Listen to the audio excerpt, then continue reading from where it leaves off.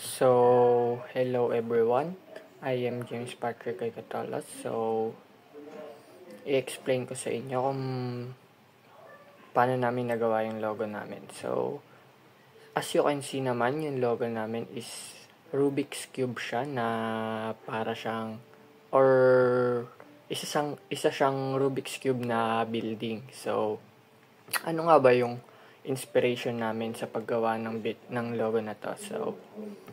The logo of Rubik's Cube symbolizes the constant learning and exploration in mathematics due to its complexity, logical reasoning, and pure problem solving.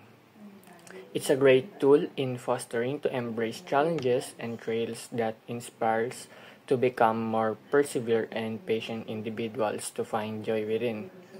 The amount of possibilities of patterns and calculations, this logo has greatly advocated the development of what society foundation must offer or build.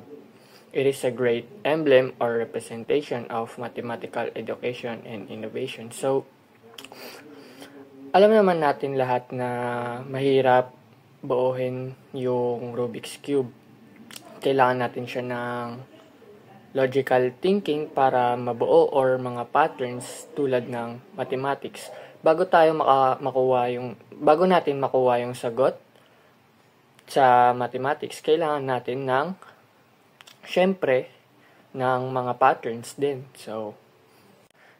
Next naman is kung ano yung meaning ng symbol ng aming logo. Alam nga natin na yung logo namin is Rubik's Cube.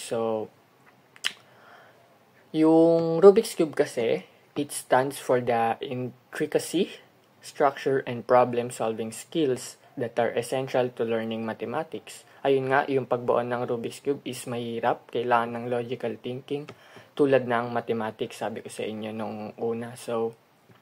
Each turn represents the process we take to solve issues, and its intricate structure mirrors the challenges we confront in mathematics.